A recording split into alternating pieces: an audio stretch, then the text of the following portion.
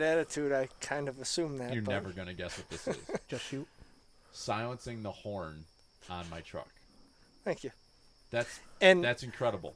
and pisses me off because I took my truck in for a bunch of recalls and Yeah. warranty work. So it clears everything out and puts it right back to the stupid shit that, yeah. So if You can't have that. If you have a newer style vehicle, I don't know if it matters the brand. You've had Dodges. Yeah, but the Chevys too. Like But I have a two Chevy. two clicks of the lock sounds the horn, so you know it's locked. Right. But- And so when you're pulling into wherever you're hunting, in the morning or in the evening, Yeah. and you are pull up and you lock your vehicle, You shut your door nice and quiet, and then Yeah. you go, boop, boop, Yeah. and everybody in the freaking. Why don't you just lock it once?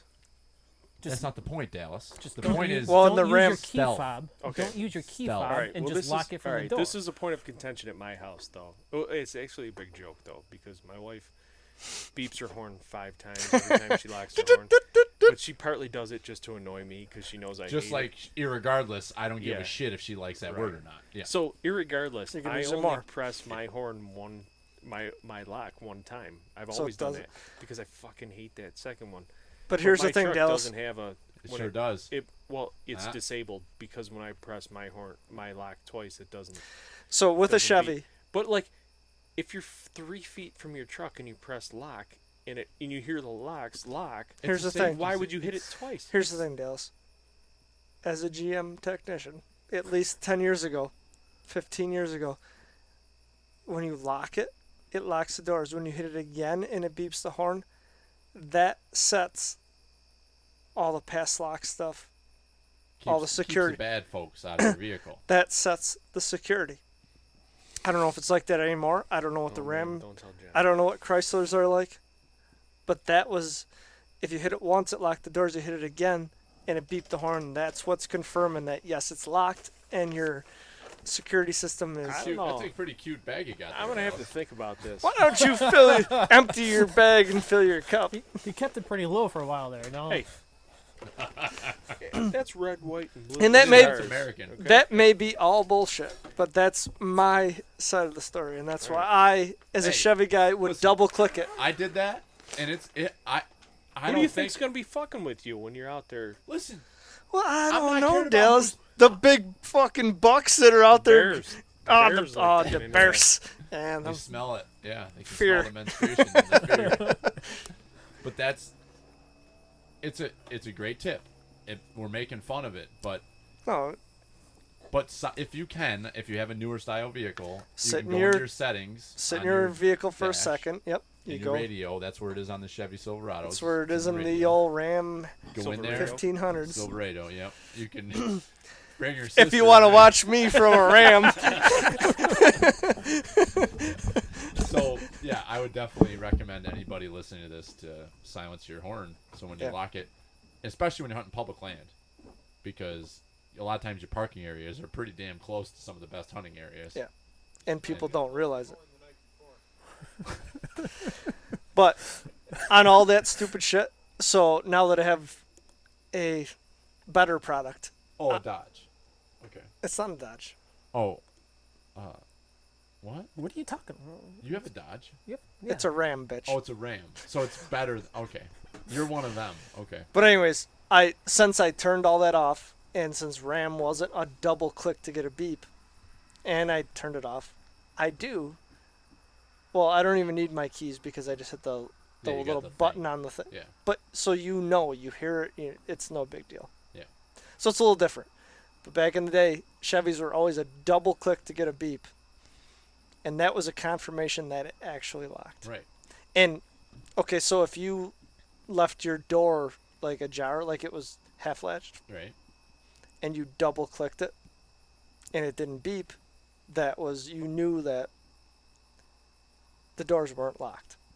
I mean, it's So, I mean, that was just always my habit. I wanted to hear it beep because I knew, I agree. I feel like we're belaboring this point, but yeah, we're going I to keep think- going. I think safety's no accident. There's no sense in ruining your deer hunting because you're trying to be safe. That's all. That's the whole point I tried to make. Because somebody took all your notes on how to deer hunt out of your truck while you were deer hunting. Right. So if you don't have your notes, you pretty much might as well just go home and But watch you already football. memorized them. Right. for that day. For But then that you day. got drunk when you got done hunting that night. You drank a whole pile of bush. Your friends are bad influences. Next You thing forgot the notes. You Yeah. go back. You can't find them because you didn't double click the lock. No big deal. Camel was full, huh? That was quite the adventure over there, Dallas. I'll tell you what. I think I we're didn't hear all a walking tree. in each other's piss over there. Because Yeah, but you got a freaking drain tile down there. we do. So that's nice. Yeah, it's a quality Myers excavation I drain know where tile. I'm going next. So, Billy, how long into dating Sarah did you realize that you walked into a fucking jackpot? Not long. Dallas. Yeah. I'm like, He was confused at first. like, so your family, they own a farm. Is that right? Yes. What do they do on that? Does anybody hunt there? And she's like, I think so. I think there's some people that hunt there.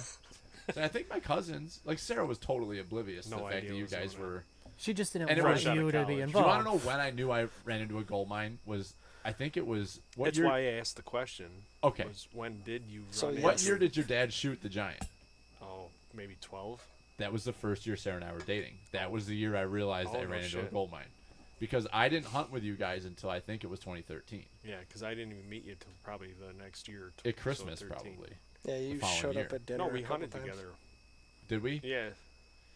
And you guys, I was convinced that you were putting me in the worst spots on the farm because the whole first year I didn't see a single deer. And I'm like, what the shit? I'm like, these guys are these big buck killers. And Then I'm your like, brother comes over one time a few years later. Thanksgiving. Yep.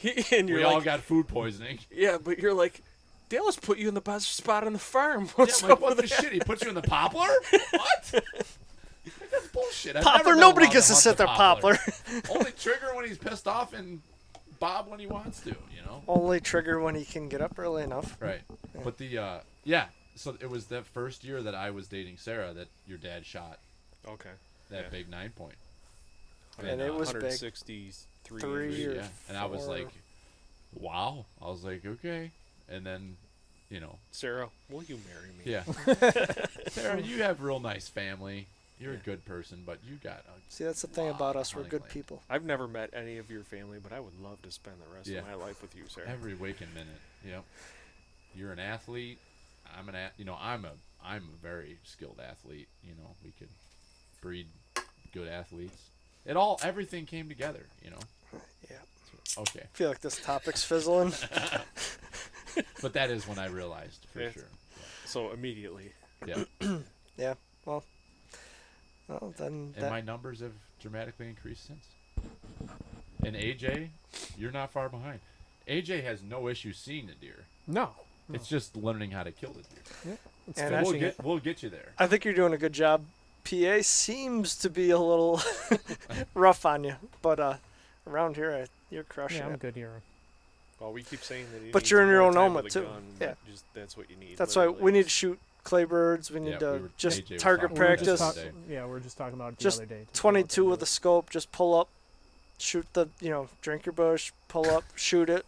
You know. You Gotta gotta. recreate the That's gotta be- situation down there. It's got to be definitely a goal for August is to get out there and just Yeah. pull the trigger, just Yeah. shoot whatever. Yeah, we gotta Look at something. And, AJ and I were talking the other day. We got to schedule a day to get together and do a clay Absolutely. pigeon shoot Yeah. sometime in August when it's not 90 degrees out and uncomfortable. Wanna talk to Brad and have him schedule one.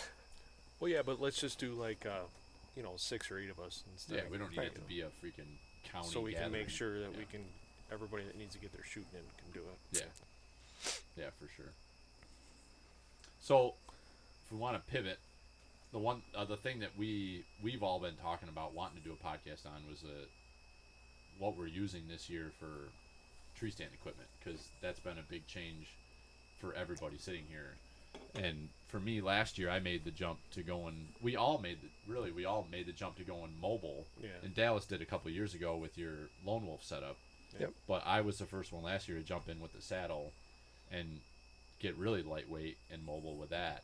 And we've all everybody around this table has done the same thing for this year. So kind of want to chat a little bit about that, see what everybody's using, what your game plan is. So I guess Dallas, start with you, see what you're So what you're running.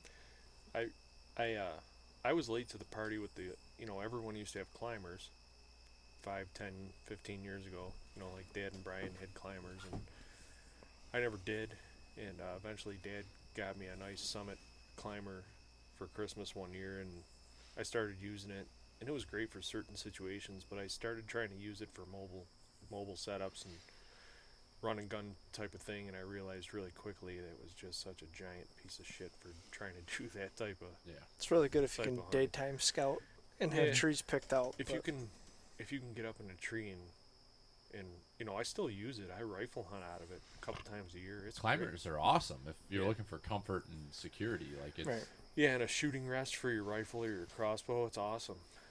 But about 4 years ago, I was in Pennsylvania. I went down there to hunt for a couple days, and I was carrying that around, and I was so pissed off I damn near threw it over the cliff. And Did you say Pertnear threw it over? I Pertnear threw it over a cliff, and just I said, I was already looking in. I knew I needed something better, and I was already looking into different mobile tree stand setups. But I was also looking into saddles. So, anyways, I pretty much chucked the climber and said I got to get something better, lightweight. I need to be able to do the type of hunting that I'm trying to do right now, but I can't do it with a climber, Yeah. Because the best thing I ever heard about a climber is you're hunting a tree, not hunting deer. You're, Right. Yeah, you're looking for the You're right walking tree. around Yeah. hunting a tree that you can get into that will provide you an opportunity to hunt deer. Whereas with a tree stand or especially a saddle, and something with sticks is you can just That was very good, Trigger. Nice work. you can go around and look for a spot to hunt instead of looking for a tree. So Yeah. anyways, I pretty much knew that I wanted to get into a saddle at that point, but there wasn't as much information. 4 years ago, there just It's amazing, wasn't. yeah. It wasn't out there. There was a lot of ambiguity about it. John Eberhart was the only guy out there pushing it. So I just went the safe route and got the Lone Wolf and everything, and I love it. The Lone Wolf is great, but it's not as mobile and as stealthy as you can be. So I hunted with that for a couple years, and I've been happy with it.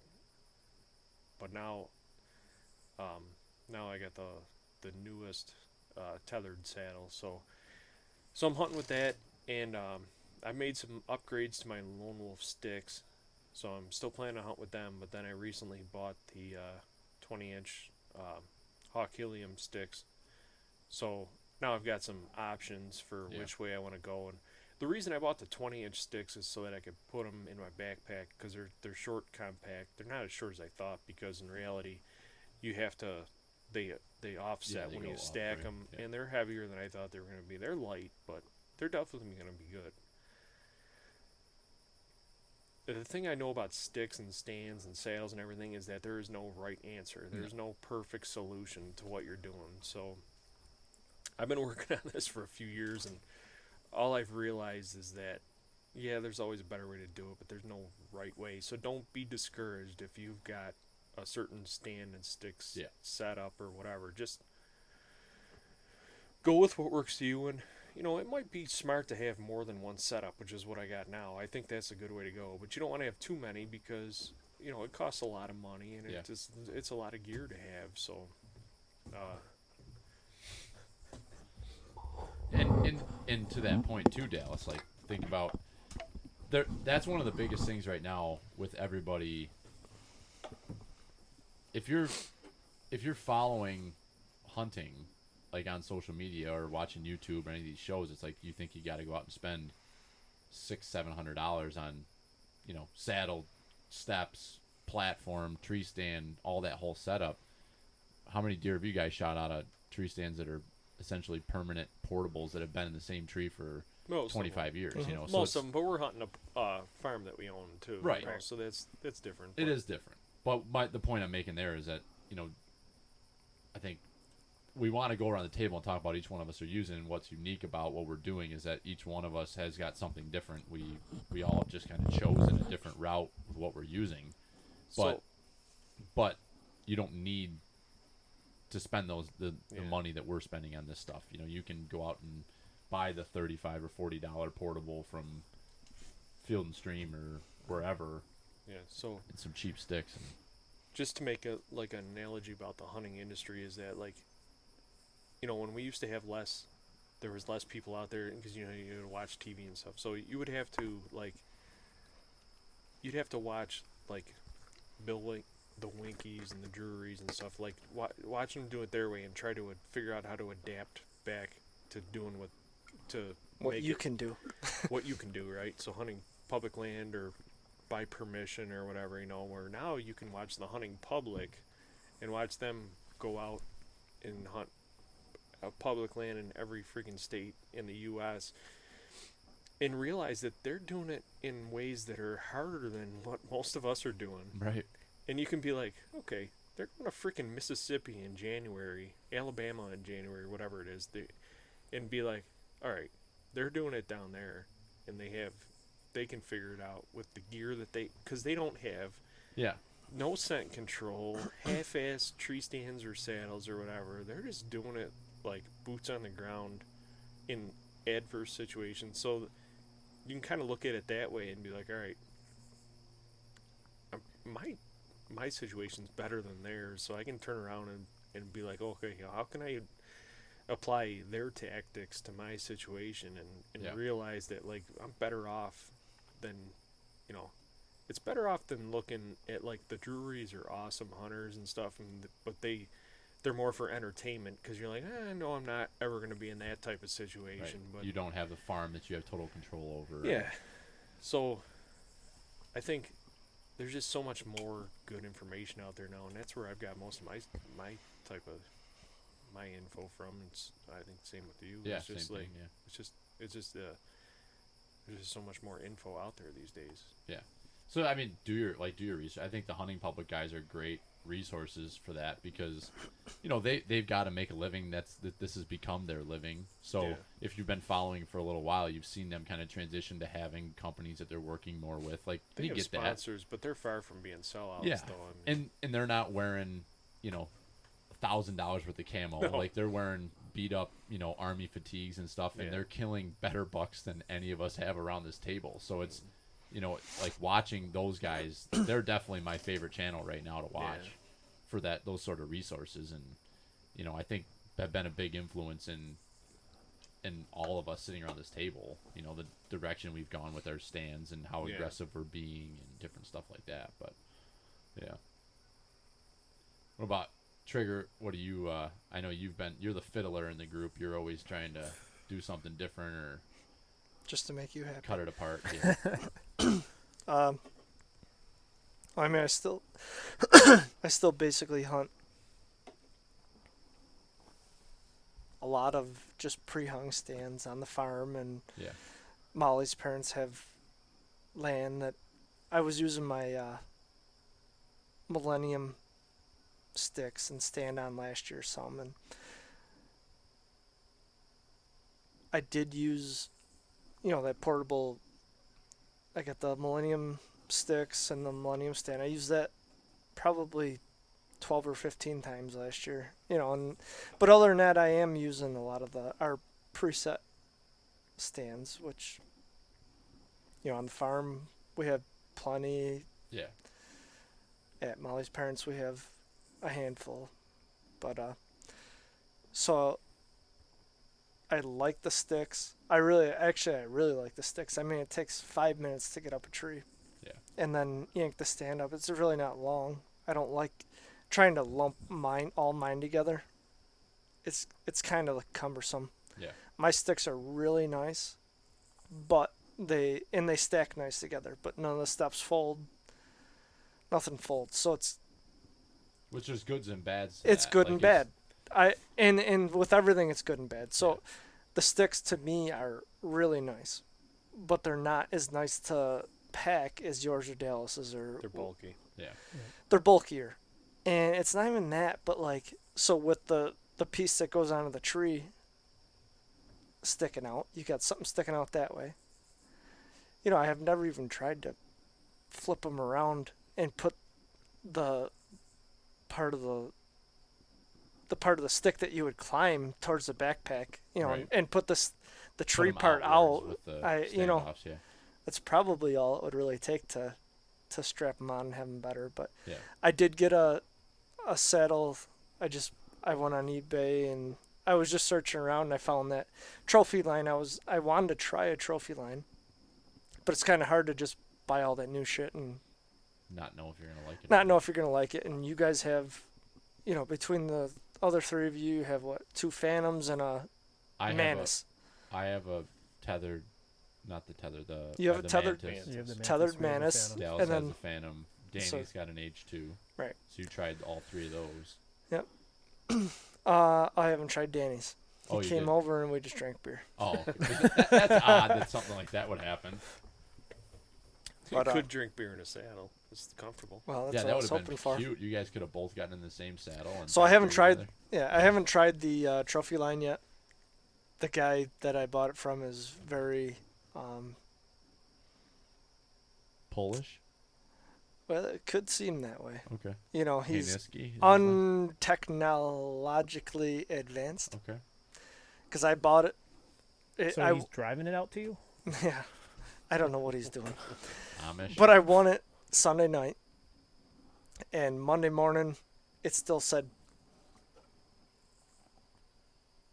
won but not paid or something like that, whatever it says. And I'm like, I go on I already got an email from PayPal Sunday night saying it was paid and we've asked the seller to ship. And So you're looking at your mailbox saying, "Where's my saddle?" where is it? I want it Yeah, Monday now. morning. Right. Now. I wanted it yesterday. I bought it yesterday. So he emails me or messages me on eBay and says, dude, you got to figure it out. You're going to have to pay for it before I can ship it. And he goes, I want to ship it. So I spent a bunch of time. I'm good. And I go, well, I paid. I don't know what the deal is. I go, I'll call eBay. And they go, yeah, you did everything good. But all he had to do was go into PayPal and claim his money. Right. But he didn't know how. So he finally did, and they supposedly shipped it by Wednesday. But still today when I go on, it still says. It's okay. Don't worry. You'll So get I'm you'll hoping get to your try saddle. it. I'm Yeah. hoping to try it. If I don't like it, somebody listening can try it. Yeah. But So AJ's got a new setup this year too, right? Yeah, I mean, it's essentially the same as yours. Yeah. So you got the Hawk Helium 20s and Yep. the Mantis or Yep. The one thing we didn't talk Did you about get the with you was Phantom or did you get the Mantis? Phantom, right? the Phantom. Yeah. Yep. The The one newer thing one. is I wanted to really try, and I wish I did, is the same steps that you got there. so if you would not Wild cut Edge. me off because Well, your am I fucking talking too much? stories drag on Right. forever, and it's Yeah. like, oh Are we my telling god, the the eBay dickhead story didn't or take here care on of the story here? PayPal. Oh my god! Don't look at me, So, man. so back to the Cut wild. it, cut it out of the podcast. So back to I the will. wild I'll have steps. to edit out everything you said tonight because it's boring. Suck it. I won't edit that out. I know you're not gonna. Sounds too exciting. But I did buy the Wild Edge steps, and I just got them today too. So Yeah. all I did was put one up. It seems pretty interesting. I'd Yeah. like to try it a little more. I thought they were heavier than what they are, so it's almost more. You're pleased with the weight side of things, and Yeah, and how small they are. So Yeah. and they do really lock right. Once you get them cammed over, they lock in. Yeah. But other than that, I have no idea how they work. you'll find out. Probably opening day of archery when you're Mhm. motherfucking going up the tree. Saying, Why didn't I do When this I- in Fucking September? shit. last year when you and I went over, you Yeah, had that this, was bad. You're all excited about your drilling freaking bolts, and Brian, I hear he's drilling going up the tree, and I'm like, I'm not hunting over here. I told him I wasn't real interested in that setup, but he was so I excited encouraged about him. it. I'm optimistic. I said, Brian, he was that's so a- excited about it. Well- I gave him a drill. I gave him a healthy. But my drill that was original- lighter than My what- original plan was not to use it right. really on public land. It was a preset, Yeah. pre-hang that makes sets sense, Yeah. on our stuff. But talk about that because I think actually, I mean, if you preset that like in May, I don't even know what they are. They're It's just basically bolts. yeah. I'm trying to think of the name of it, but it's sweet because it's like a pound of steps and a drill bit, and they do sell a hand drill. I would have to look up what name it was, but you basically just drill a hole in the tree and the step doesn't even thread in it, just basically sets in. Yeah. And you can put it in and pull it back out when you're coming down. It's a pretty nice setup, but it's got to be a pre. Yeah, you got to do that ahead of time because you don't want to be. and what making holds that it in noise. is when you put the weight on the bolt. Yeah, I mean It it basically tips up, fits. It fits tight. Yeah. It fits snug, and then I would just put it like a couple degrees angled up. A little bit, but when you put weight on it, You it's put gonna weight on tip it, up. just it's got threads. It's just a grade 8 But bolt. it's not really a mobile setup. Right. No. But you shouldn't have been drilling holes with a freaking hammer drill either. I know. I mean, if it's just We're easing into it, Dallas. well, It, no, Try I it. don't it think- sounded like cool. I think that's hammered at home, right? We got to that creek, and Brian's like, I can't cross here. And then he's like, well, I'll just put the tree stand right here. And I'm like, well, where am I going to hunt? He's like, it's not my problem. I'm like, okay. Yeah, I'd been there. Yeah, I got a pair of. I'll tell you what, a $35 pair of hip waders from Amazon, and I can get across almost any creek that there is. And I can't get across the Genesee River, but pretty much anything short of that. Oh, I almost drowned in a swamp last year, but that wasn't the wader's fault. But No. So yeah, that was not a lot of planning. well, Well, it was, but it It's a- wasn't for what, you know what I mean? Then we started talking about, so I bought that, and then we started talking about hunting that stuff, and I'm like, it's always fucking windy. yeah. Well, I can drill some holes, and then well, is with all this stuff though, you come up with this idea and you get these things, and you have to evolve. You have to learn from what you're doing. yeah, I'm still gonna use that setup because it is pretty nice, Yeah. and like it. I My like the in-laws' idea of it. place. It's not a thing where you go in and put it in and hunt. It's something you do ahead of time.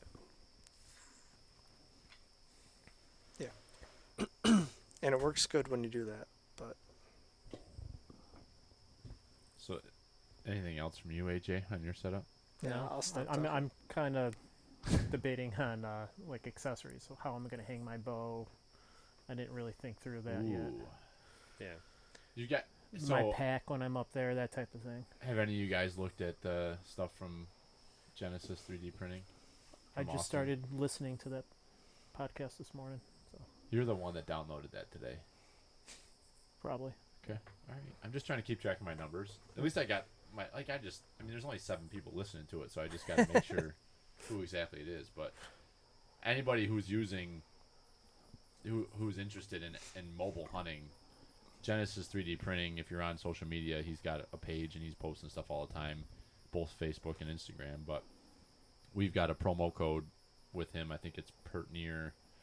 I think it's just Pertnear, and it gives you 10% off your order. But he's doing some really awesome stuff for mobile hunting, for hooking stuff, whether it is like hanging your bow from the tree, or whether it's hooking your like stacking your sticks together. He's got some stuff he's designing with that. And like in your situation, Brian, like you've got some different, like the Millennium sticks. Like I'm sure like he's designing stuff and 3D printing them out of plastic to do whatever you want them to do. So I definitely, like AJ, I definitely encourage you to check that out. Mhm. Because I've got a couple of his.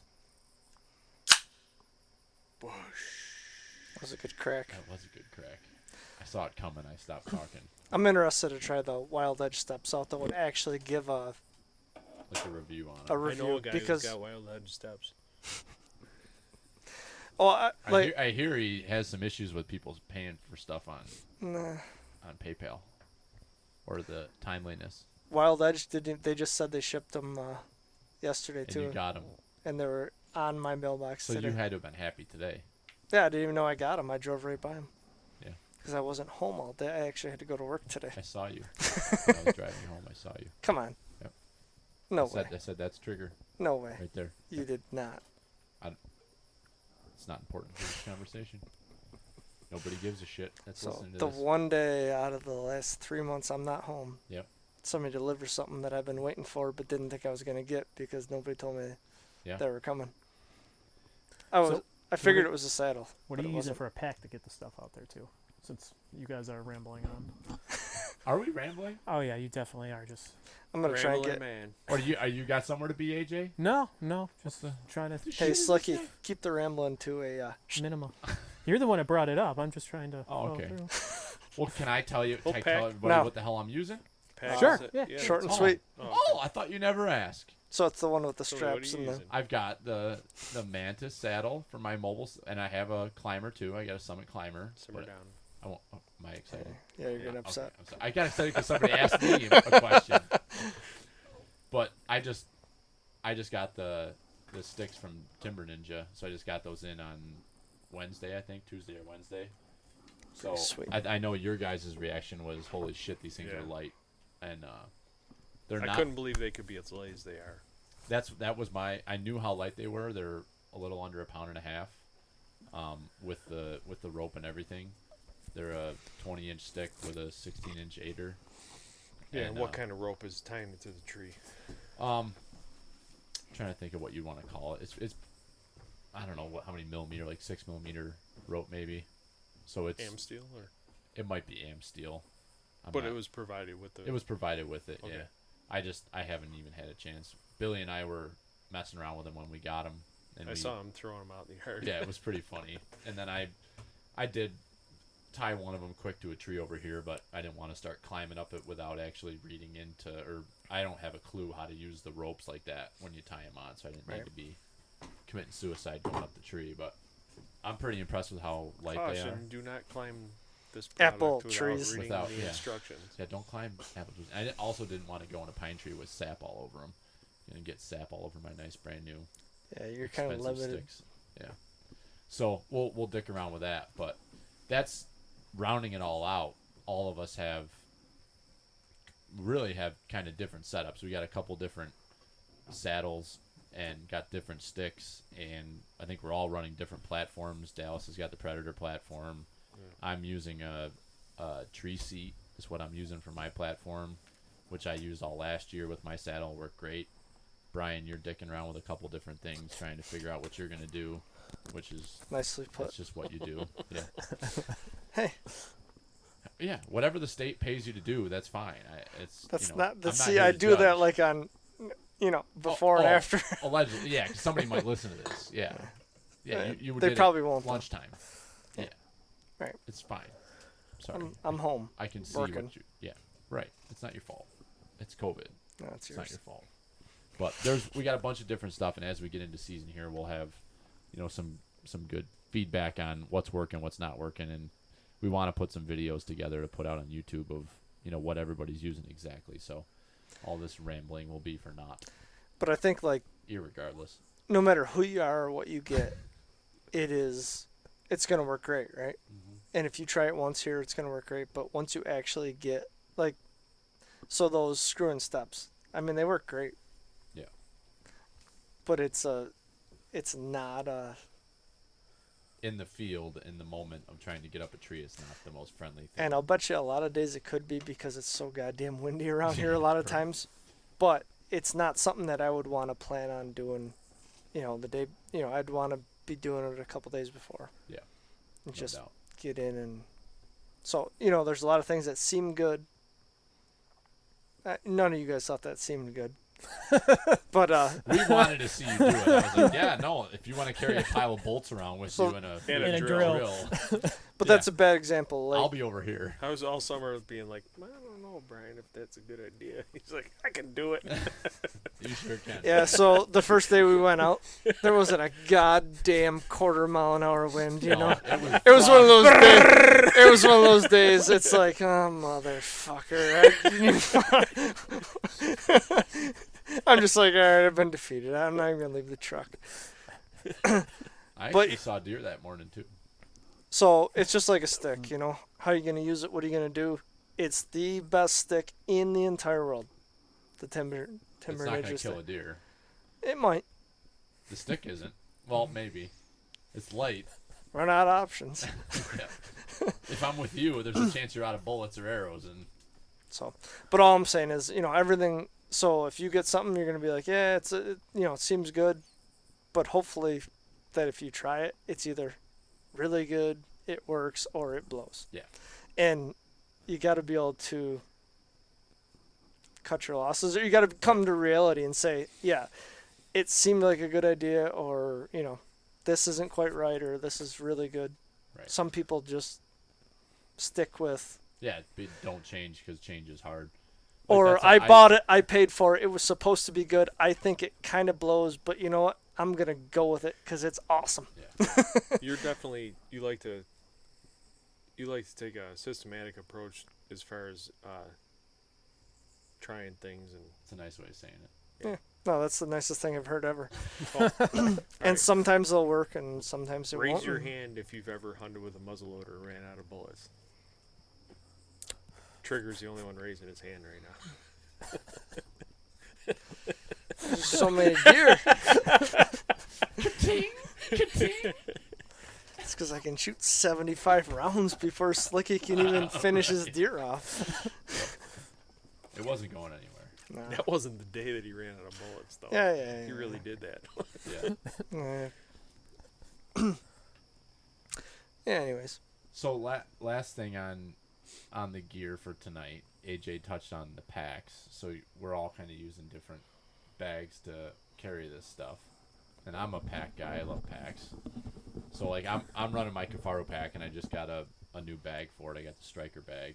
So it's kind of it's a small cubic inch bag, not meant to carry a lot. So what is it, like a 2,000 or? I don't even think it's that. Probably 15. 1,500 or 1,000. So it's not meant to carry a whole lot like in a bag, but it's got a meat shelf and it's got molly webbing all over it, so you can attach stuff to it. So it's gonna be perfect for whitetail for me. You know, with what I'm doing, I've been carrying my Kafaru bag the last couple of years deer hunting since I bought it, and it's awesome for carrying meat. It hauls weight really well, but the bag I had on it was way overkill for deer How hunting. big was that?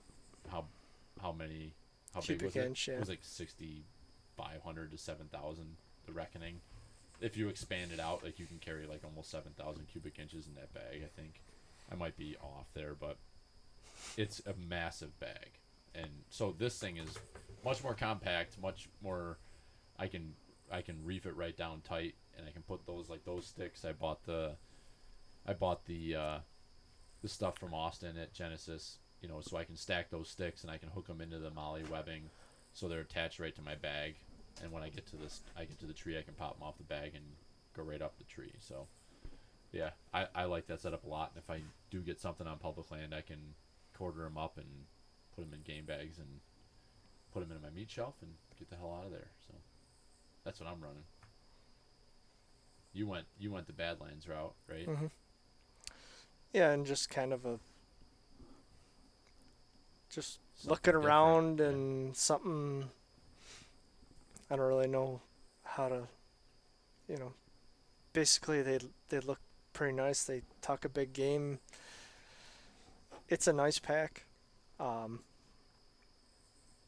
You went with the newer one it's a little bit more versatile. It's got an It's- external frame. How big is that one? I went with just the Vario 33, so it's 3,300 cubic inches. So you can put whatever pack, just like you're Yeah. saying, on it. They have a day pack that's 1,800. They have a 25, a 33, a 5,000, a 65.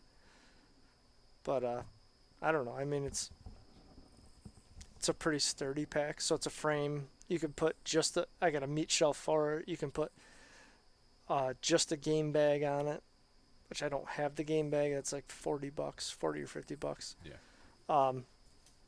It's a really sturdy pack, but it's like memory foam. So as opposed to all the other packs that are like just a soft foam, you know, waist belt and a shoulder strap. It seems to, you know, it's a little harder at first. Oh my God, that's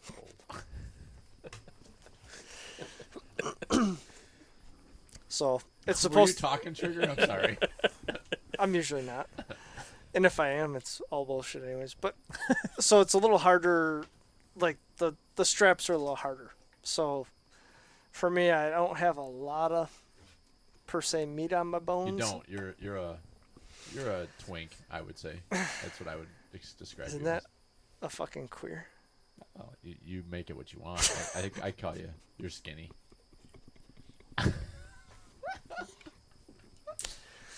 So anyhow, it's supposed to break in to your, you know, to my fucking pointy shoulder blades that are sticking out and my goddamn hip bones with just a little piece of fucking skin between them.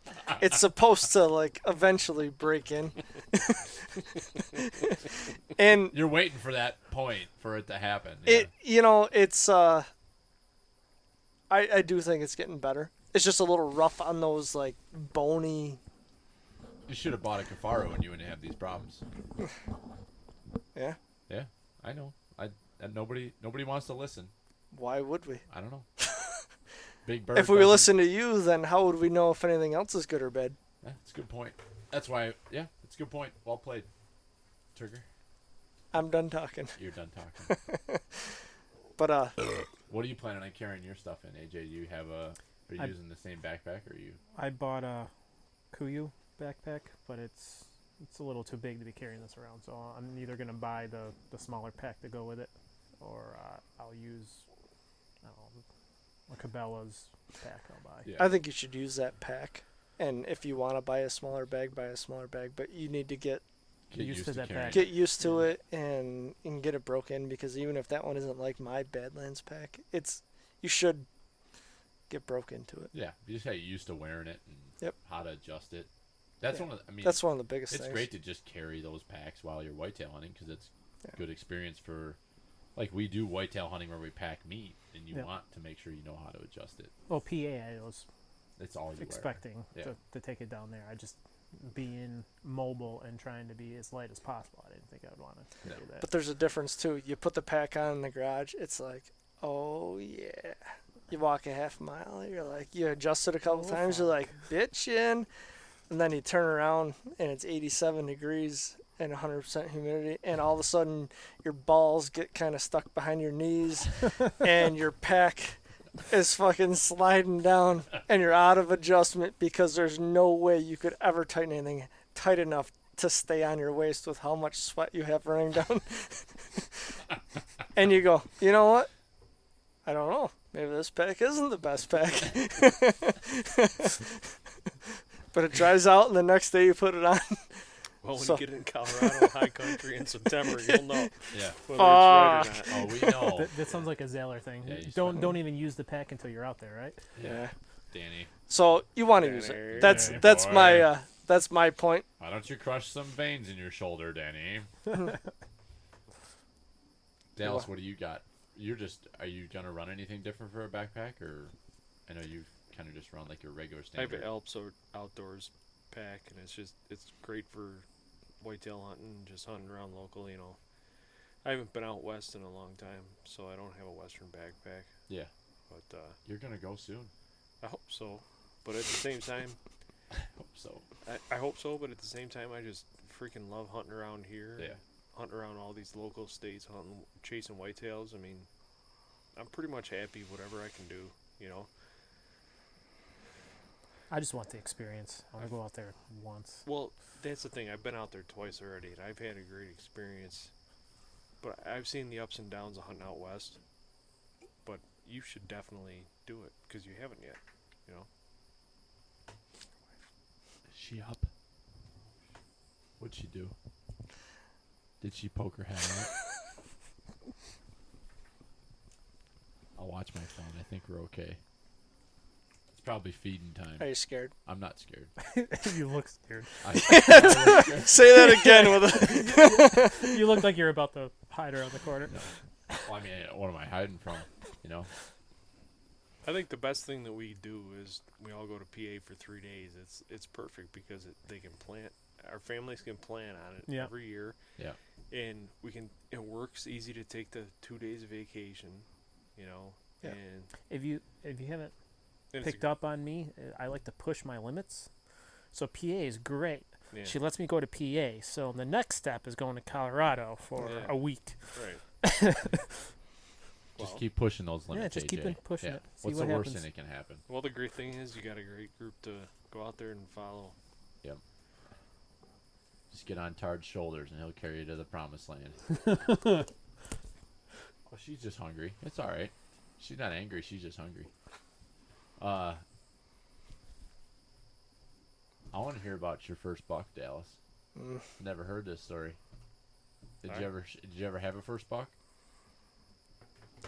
think I've got a first buck, or do you not? I think you do. Well, I think we'll hear Dallas's, Yeah. and then I'm done talking, and then we hear your first buck. Okay. That's I. Oh, right. I'm excited about that. This is the best way to tell our first buck story is the three of us together, because they all died within a 100-yard radius of each other. Not your first buck, but your first bow buck. You know, So in the real world. I'm not going to tell that first bow buck story because we'll be here until. Well, you can just tell Sun a comes up. simplified. Billy, this is a fucking legendary story, because you won't tell that story the same way that I won't tell the whole story that I just told half a story earlier tonight, right? Because they all intertwine. Because we Think told about that. Oh. I'm looking at you. Okay. We told the story of the Ric Flair buck that I killed earlier. Right. Which one?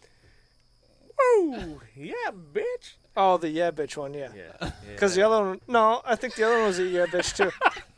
So I'm just trying to straighten up. Can you? Yeah, I've yelled yeah bitch before, but you know. So in the Pennsylvania mountains or on the Kirsch farm? Hey. Kirsch Farm. Okay. I'm just Fucking trying to. Legend. Legend. So- Dairy. Legend Dairy. So, Dairy farm. I don't know. Where are you going with this? Yeah, you're starting to sound like Brian. Yeah, I thought we were talking about your first Drinking buck. for 3 hours. Well, I mean, what time is it? It's after midnight. Well, what So- time do you start drinking, Dallas? So where me and Brian killed our both first bucks in the same spot, basically, and your first bow buck died in that same spot. Really? Like, 100-yard radius is probably more than it really is. It's probably less than that. Yeah. So, Dallas was actually sitting where your buck died, and where my buck died. yeah. So his buck died just Yeah. 100 From that yards from same there. tree stand, I could have seen all three of those bucks die. That's amazing. It fucking really is, and that wasn't even our property. Yeah. It was on Scott's property. But back then, you guys had free run to hunt Yeah, that. yeah. There was no ill will Nick there or was. anything. Nick I don't think we wasn't- have any. Nick was young. He wasn't Yeah. able to hunt at that point. Yeah, he was probably a baby when I killed mine in 1996. Yeah. So I He was was 15 probably years. just born at that Yeah. point. Yeah, mine was probably Nick's 99. just a boy. He's 10 years younger than us. Early 20s. What's the story? You just... All right, we're doing this. First buck. Yeah, I think that I happened. don't like your tone. You're the one that told me, Dallas, Yeah. a few weeks ago, hey, you need to start doing this. So you like it, right? It's working out. I good, like right? it. It feels good. So keep Right. going. What's he doing to you? I All right, I was just making. I'm a in the point. middle, so I feel uncomfortable. Originally, I was just saying that it's I'm like- freaking incredible that the three of ours, if you consider your first bow buck, if you call it your first buck, they all died right there in the same spot. it is really. incredible. So, 1996, 15 years old, because New York doesn't let you hunt as a youth hunter, as we've already talked about, and we don't have to go any further into Thanks, it. but- Andy. So, Take your nipple rings out. Let's hunt it fucking whenever. it was...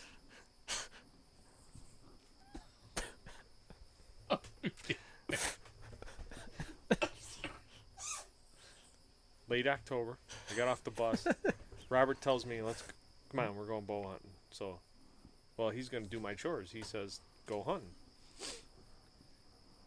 He goes, all right, go up in there. What the fuck are you guys laughing at? Because there's bush everywhere. Yeah, well, that's shit. It's just pouring out of my bush. All right. Sorry. Get off the bus. No chores with Robert. Yeah.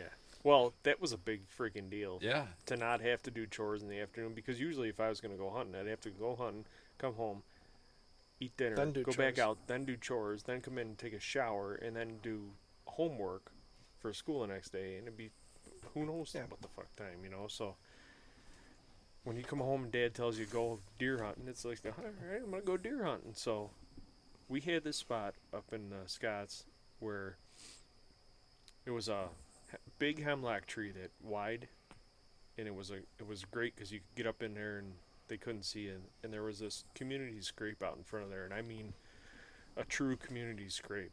There was For how many trails years? coming in for several years. There was this huge board. I mean, it was dug in. In a lot of ground. years, there was 4 or 5 of them around them hemlocks. It was kind of weird. Like, we don't see that No. that much anymore. That scrape was incredible. It's the only one I've Legendary. ever seen like that before.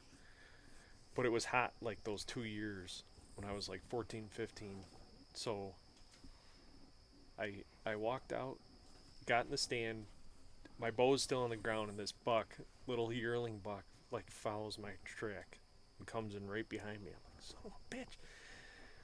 Right into the scrape, 12 yards in front of me, cruises through. It's like, oh, I'm so fucking mad, you know, like, I'm not going to get this deer, you know? Yeah. So I pull up my bow, and I don't know, I had this feeling like something was going to happen. So I didn't even just strap my safety harness in or anything. I just sat there for like 5 minutes. Sure enough, this deer comes from the other way. Another small buck, and same deal. I can tell he's going. I mean, this scrape is so obvious. They're just hitting it. Every deer is hitting these scrapes. It's freaking carved right out. So I'm like, all right. When this little buck comes through and when he gets his head behind this tree, I'm gonna draw. So I did. You know, everything was perfect. Took a shot and center punched the deer, but it wasn't like It was pretty center much punch. center It was of the deer, yeah, but literally. not exactly where you'd want it. But I think it was right through his liver probably. So he barrels off, and I hear him crash down right away. I'm like, shit, I got that deer. So I'm up in the stand, and I'm thinking, what they taught me in the bow hunter safety course was you got to wait a half hour. Yeah. All right. Got a 'Cause cap. You got limited information at this time, you know. Kids aren't watching YouTube and No. whatnot, you know. You remember what they taught us? They had a pile of rubber bands, and they showed you a dull broadhead and a sharp one, and the dull one pushed through them. I don't remember anything from my archery No, course. I don't remember. And That's the- pretty impressive. the that you dull- remember The one thing I remember is wait a half hour after you shoot the deer and then go find them. But first was, if it's a dull broadhead, it's going to push the arteries and veins away like a rubber band and not cut them. If it's sharp, it's going to cut through 'em. All right, no, keep going. that. No, yeah. So I'm thinking, well, I heard the deer hit the ground, so he's probably dead. Why so wait a half hour? I waited 45 seconds or so. Got out of the stand, and I got down to the ground, took like 2 steps, and I hear the deer thrashing around trying to get up. I'm like, oh, better stop. So, Are you videoing this? Yeah. Right. so Because that was the like- best. I better wait a little longer. So wait like another 3 minutes, and I'm like, oh, I didn't hear that deer moving, so I better go out. I'm like, all right, it's probably enough. Well, it's part of the thing too is like I could go home, But it's and get- getting towards the end of the night, so yeah, it's but like, I could go home and get my dad and have him help me do this whole thing. But I'm thinking the deer's dead right there. I'm gonna pretty much go out there and get it, drag it home, and be like, hey, check this out, you know. So you're going to drag it. I end up walking out there, following the blood trail, and seeing the deer laying there on its side, and there's like a log in front of it. And he heard me coming, and he lifted his head up, and I'm like, oh shit, the deer's not dead, so I better wait. So puts his head back down. He can't get up. Obviously, he knows I'm there. He's trying to get up. So I'm like, all right, I'm just gonna wait right here for a little while. So I waited probably another 5 minutes. Didn't see the deer move at all. I'm like, oh, he must be dead now. So I take like 2 steps, and the fucking thing rises from the dead, right up to 4 legs, and fucking runs away. He's been damn. laying in that spot for 20 minutes. Yeah. Takes off running. So I'm like, oh fuck. So I go over to like kind of the last spot, and I leave my arrow there, and I went home. And at this point, I'm still feeling pretty good because I'm like, that deer's dead, right? I mean, if he couldn't get up all that time, he's dead. So I go home, and we're having dinner. I tell Dad, I'm like, yeah, I shot this deer, and I think I got him, but he ran away. And Dad's like, oh, I jumped him He and goes, he ran in. this isn't good. So the three of us go out, and again, it's, we don't have shit for lights or anything. We got a lantern. We got those old like box. Remember the big? What were the big batteries? The Like the yeah, tall. Yeah, I know what you're talking about. They had like a little The spring big on the one Duracell side. yellow type of flashlight. Yeah, Yeah. yeah, but they had it was a square battery. Yeah. About I don't know what Awful, they were. awful Horrible. lights. Yeah, you weren't getting any. He didn't have no,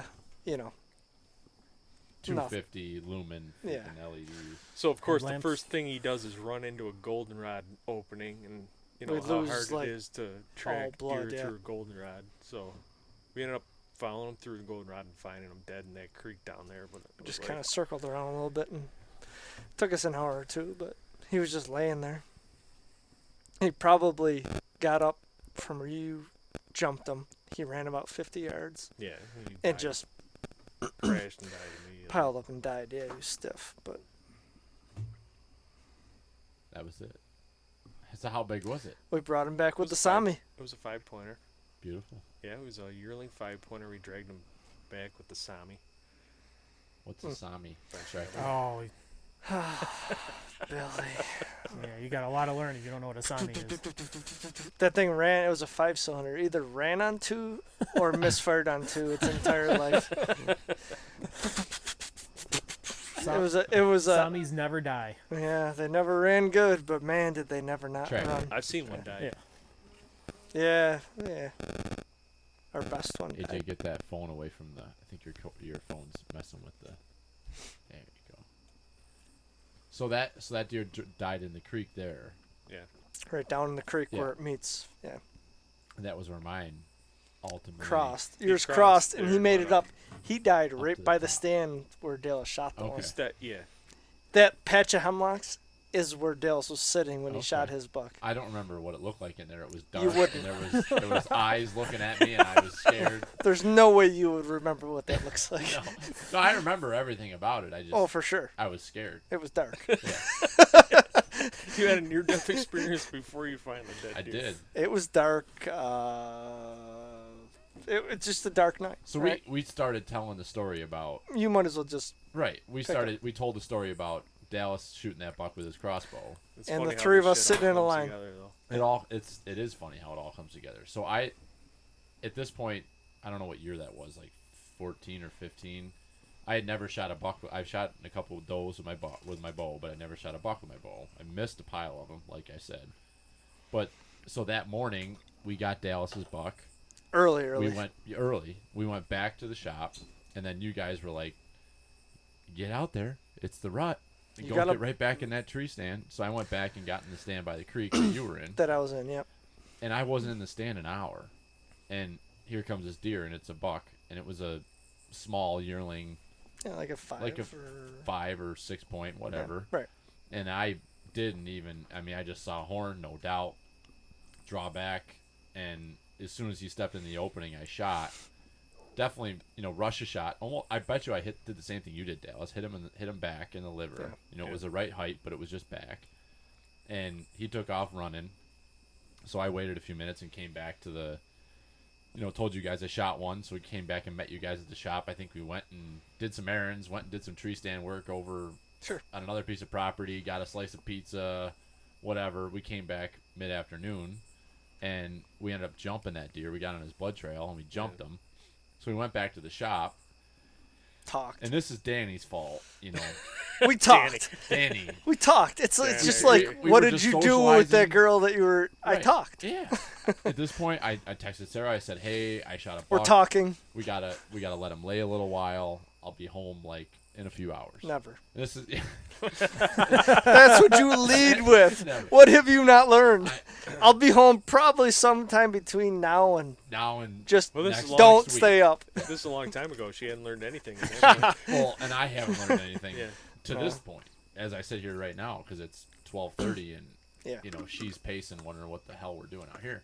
Anyway, so You're rambling. Danny and his father left a 30-pack of Jenny's. Of Zayler beers. Of Zayler Zayler beers. beers is what we named them. Jenny's. Zayler beers in the cooler. That's not our fault. No. That's their fault. You want to Don't- leave beer, you gotta They needed to be punished for that. you gotta So- be able to deal with the consequences. of your So we actions. started talking, and this is like 2:30, 3 o'clock in the afternoon. We start talking and telling stories. Next thing we know, We finished our beer. we finished everything that's in the cooler. And the And there's Zayler people beers. there at the shop that I don't know Oh. why they were there. Yeah, I don't even or- know who some of those people were. I don't know. They just started It showing was a up. party. Yeah. And your dad reaches out to us and says, "Hey, you guys, Well, have you guys found that deer At yet?" 8 o'clock. 8 o'clock. Your dad says, "Hey, have you guys found that deer yet?" And He called me. What deer? we're like, "Yeah, we're about ready to go out." He's like, "It's dark and it's raining." We're like, Yeah. Yeah. We're going right now. Yeah, well, that's why we're going. So we load up on the 4-wheelers. We get the whole militia. There's like 6 or 7 Well, yeah, of he us. calls me though, and he's like, "Have you found that deer?" And I'm like, "What deer?" He goes, "Billy's deer. You know it's raining out, right?" And I go, "Billy, you know it's raining out?" Like, no, haven't been outside in like 7 I go, hours. I've been Alright. peed in like 8 hours. All right, Dad, I'll check back with you. I'll let you know what happens. Yeah.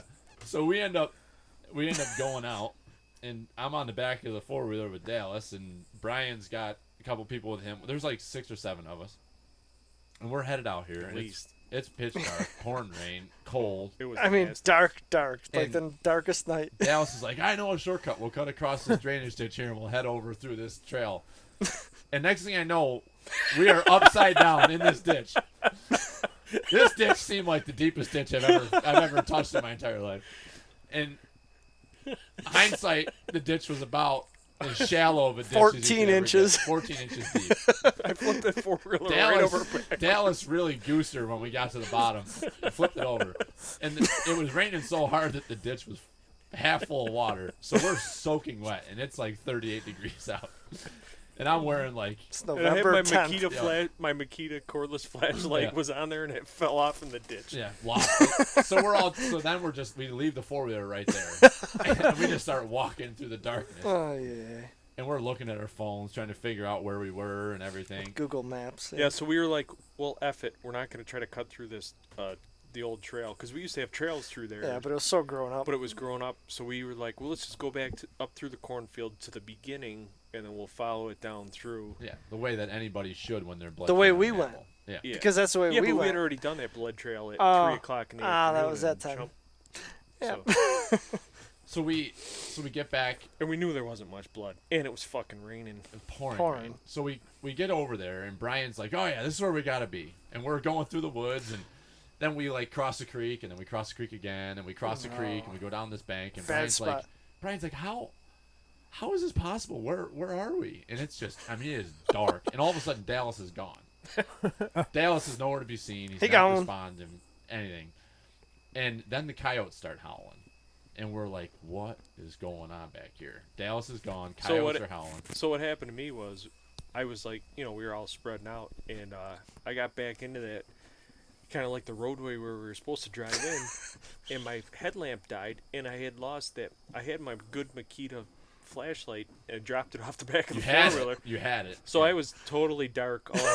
All I had was my cell phone, and it was pouring rain. So I'm like, this is fucking useless. So I'm like, I'm gonna just go, down this roadway, which is all grown up with weeds. So I'm soaking freaking wet. So Yeah, I'm like- right here. Yeah. So I had to walk like quarter mile back to the shop. So I'm like, well, I'm just gonna just plow ahead and go home. So that's And you why I did. was gone. Yeah, and we at that point we didn't care where you were and whether you were alive or Until until we we keep walking. found We found something something. alive. So we're like we spread out. I think it was at this point it was me, Danny, Molly. Brian, Molly, Russ. I think there was 5 of us in there. Oh, I didn't even know. Russ Russ or no, doesn't. Russ didn't come tracking with us. Russ wasn't drinking. He Russ don't. didn't- He Russ don't drink. Didn't come tracking with us. No. So it was just us. It was us 3 and Danny. You, Molly. Yeah. So we're going, and we're all just like shining flashlights, like just scanning. And all of a sudden, there's there's like 3 sets of eyes just staring at us, and we're like, what is that? So we start, encroaching on these eyes because we're all fearless at this point, because that's what happens when you've had a pile of Zähler beers. 18 hours of. So we end up walking to these eyes, which were coyotes, which were getting onto the deer at that point. And we walk up, and I mean, it was like the greatest find ever, because we had no chance of finding that deer. No. It was pouring rain. All the and sign we was were washed just away. on blood, and he was only 50 yards to our left. Yeah. But we didn't realize it until we lost the blood up here and looked back. Right. And what are those eyes? Yeah. And it was like, whoa. And we just approached them, and the coyotes ended up busting off, and we went up and claimed our prize. Like, there's a great picture, and I'll post that with this podcast. Like, there's a great picture of us, like, me and you behind that deer. I was just the happiest guy in Wyoming County. Hell yeah. Like, here's my first bow buck. Like, what a day. Dallas shot a huge 23 buck. Zähler beers in. Oh, it was such a great memory finding that deer. And Yeah, it was a tough day. it was a great day. It was a day I'll never forget. And that's what it's all about to me. yeah. I mean, Oh, it's I those would love to memories. shoot, a 190-inch buck every day, but I'll tell you what. Going to find, like, your deer. Yeah. I mean, Oh, it was awesome. seriously, it's not even like it is awesome. AJ going to help you, like, if you ask me to help find a deer, whether you need help or not, like, that, to me, I just saw a shooting star. So that was pretty cool, but it's even cooler going to help find, Yeah. like, anybody's deer. I want to hear AJ's take on his first buck, because that And was do your you- first deer. We kind of tickled that a little bit here, but, like, what was that like? Because you'd flung some arrows prior to that. AJ Oh, I is love emotionless. flinging arrows. No, you're not. To What did you do, so Richard? it was late bow season, and it's a stand that we call the buck stand now, because I always see a buck every time I'm out there. They're not very big. There's a buck out, and he was chasing 2 doe that just came out beforehand. So he was about 20 yards out, and I put a shot on him. It was high, and I ended up spining him. But he ran off through a cornfield, probably 20, 30 yards, and then into some brush. Yeah, looped in that. Yeah. It was thick as shit. Whatever it is, I don't even know if I call it brush. It wasn't anything you Pricker want. bushes. You don't It even. was- It's it- nothing it- you want to go through. it hurt going through to get it out. It was but, like a laurel and brush. Yeah, I guess. but anyway, I wasn't even sure I hit him at first. So I don't remember if I called you first, Billy, or it was Brian I called. I think you talked to Billy because he was in Naples, I think. Naples or something. I was in Albany. Oh, I was running in the park in Saratoga. I remember where I was. It was like yesterday. so Right? So I remembered the same thing. I waited 10 or 15 minutes. It seemed like it was probably Yeah. 2 minutes. I'm gonna So I see if got I- down. I looked for any blood sign, and I couldn't really see anything. But I mean, there's But you- blood everywhere when we started looking. It Oh was- yeah, once we found it. Yeah. Yeah. But I ended up calling Billy right away, and then he told he wasn't around. So then I called Brian, and you came down to help me out. And you should never. I mean, it's a lot more fun. It's Here's to a do it little with a tip for a with a first-time buddy. hunter. When you shoot a deer, don't call somebody on the phone and talk like at the volume we're talking right now. AJ's like, I shot a deer. And I'm like, AJ, be quiet. He's The deer- dead. The deer might be near you. Yeah, he didn't live very long. No.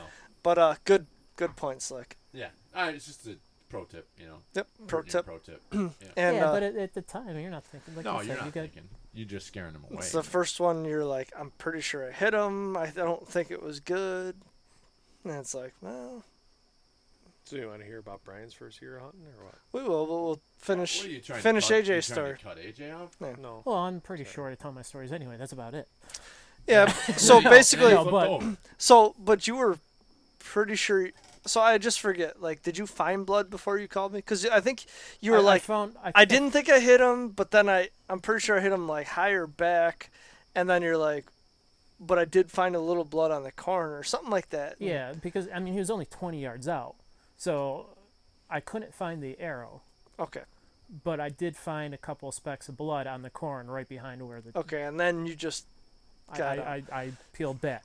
So I met him over there within as quick as I could, 20 minutes or whatever, and we got on the four-wheeler, the farm four-wheeler. We drove all the way back, went through all the fences. It's a process to get back It there. is. It's a process. Yeah. Even though it's right there. It's right there. You can see it, but you got to go through all the different fences. We parked there. He's like, all right, I'll take you to where I shot him. Don't see anything. Don't see the arrow.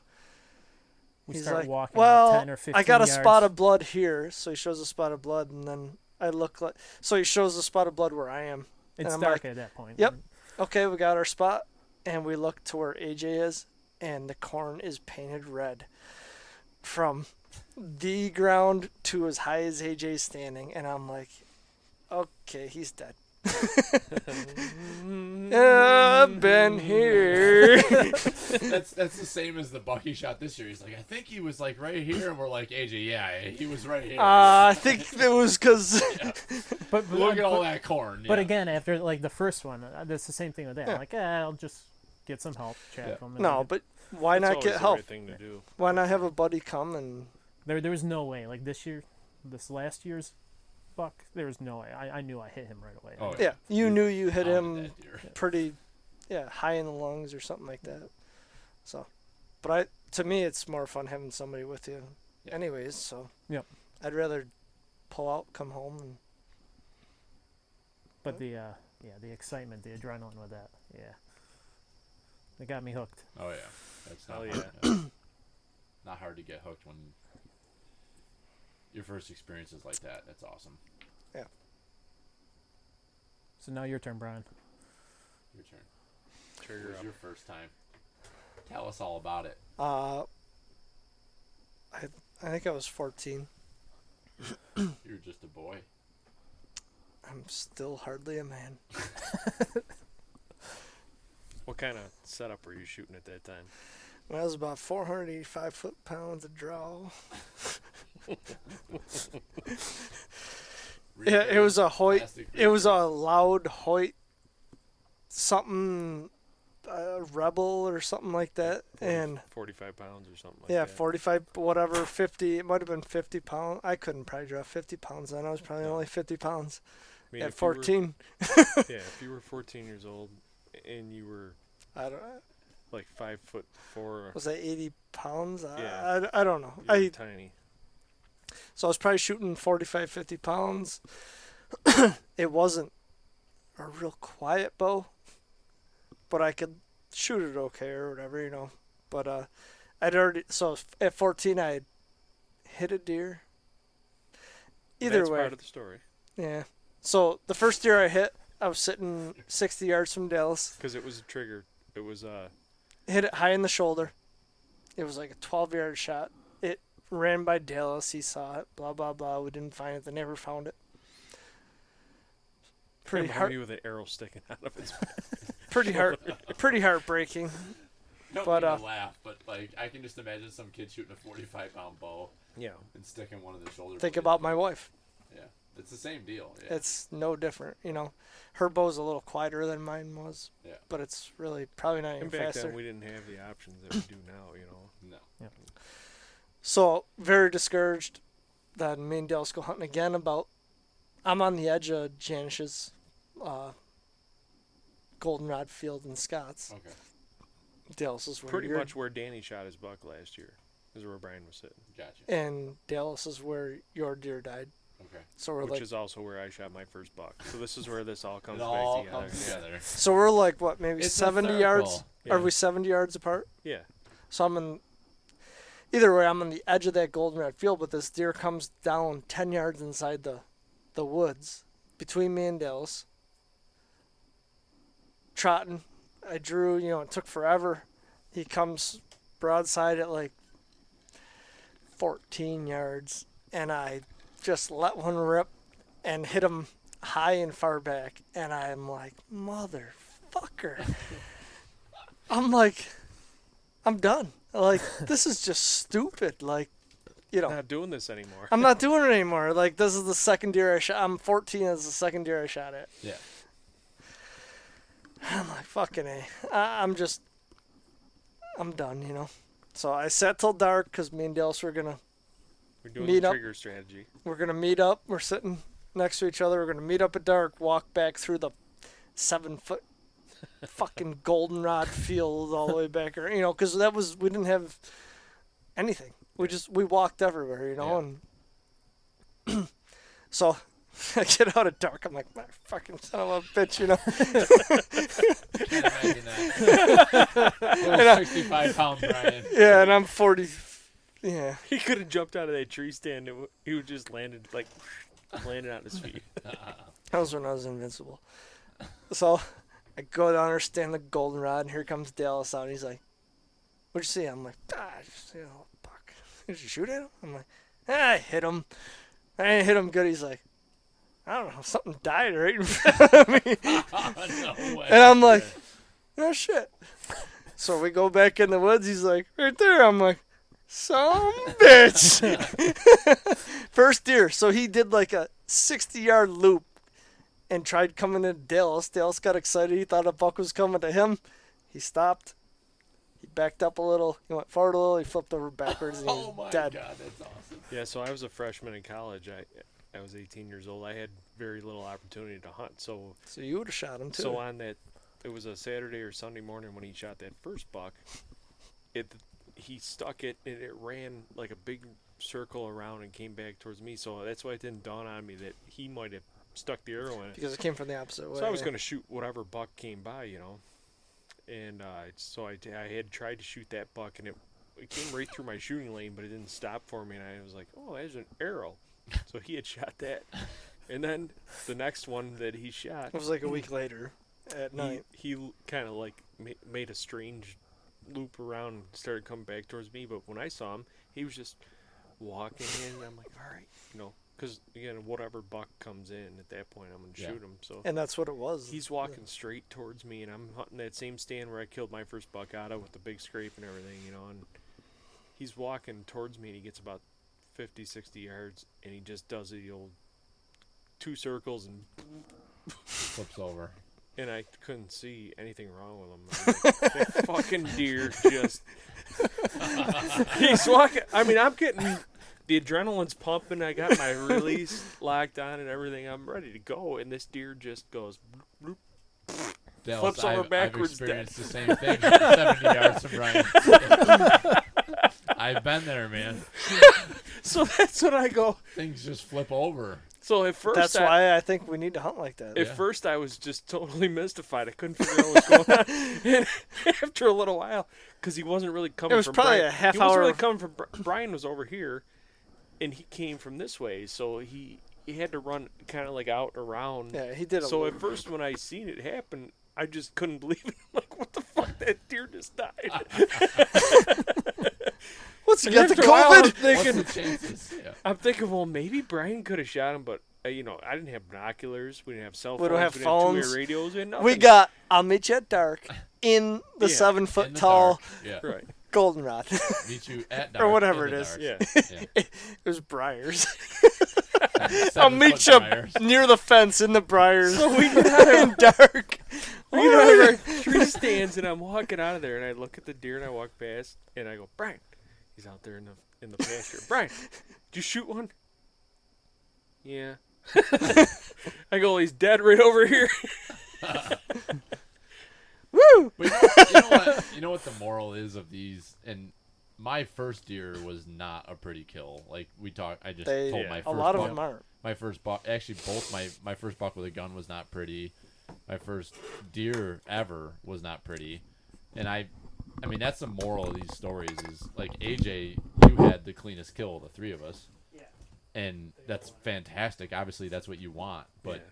don't get discouraged if you're new hunting or if you're somebody who's been through it. Like, there's nothing pretty about death. Like we're laughing about this, but it's not that we're laughing at the way that the deer died, but it's like the stories they're funny, they're entertaining if you've been around hunting for a long time. Yeah, but the thing that I've come to realize too is that like there's been so much emphasis on not making a bad shot on a deer and making them suffer and all this stuff, like, or whatever animal you're shooting at. And that is important, but you also have to realize that these are wild animals that are trying to survive for their lives every day. Yeah.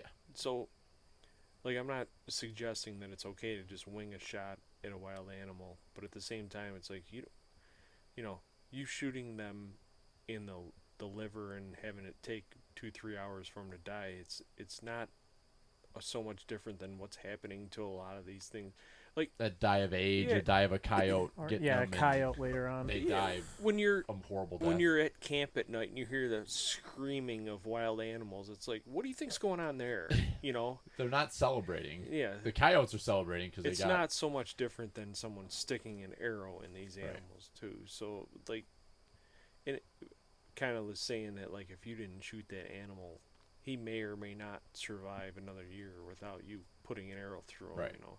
And at the same time, you shoot them, and they survive through some of that shit. Oh It's yeah. like, that's what's so amazing about these deer is that they can They're they can incredibly just tough. yeah.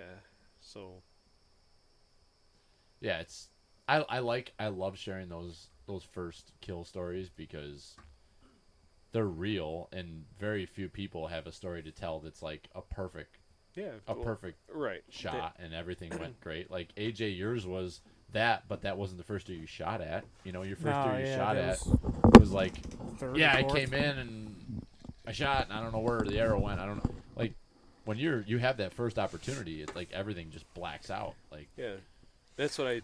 To my People can- benefit, all 3 shots were in the same exact spot. They were. I just got better at my. yeah, each time you're like, yeah, last time I missed low, so I'm gonna shoot a little higher. Yeah. It's a thing that no one will ever forget too.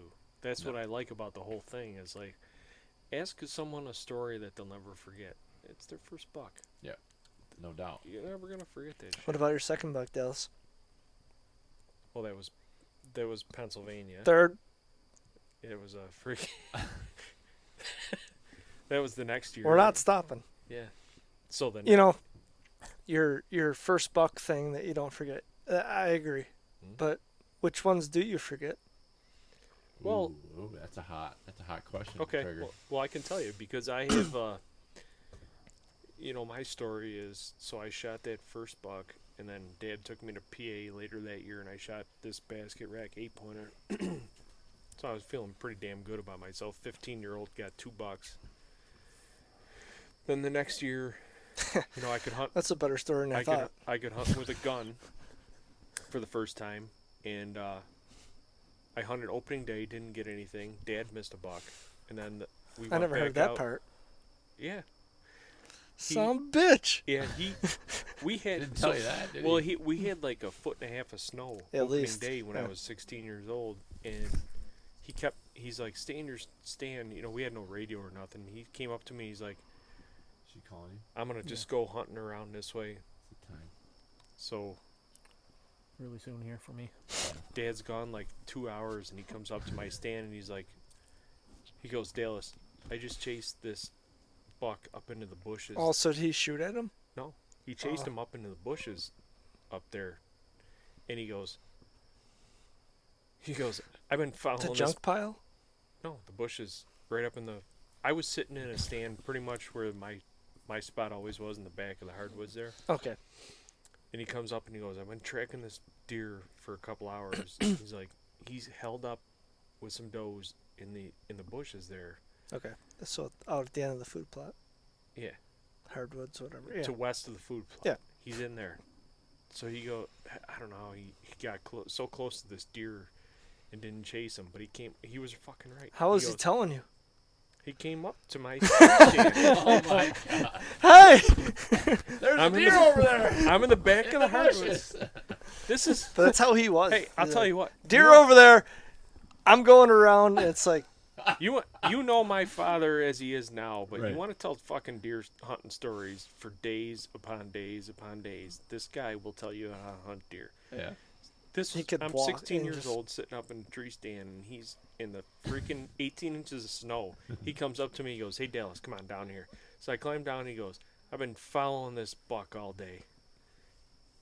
He's in that patch of woods there. He goes, So I'm gonna west end of stand- the food plot. I'm Right. going to stand over. So he 2 stood acres. over where our camera is on the west side of the thing, but he just out in the field a little bit.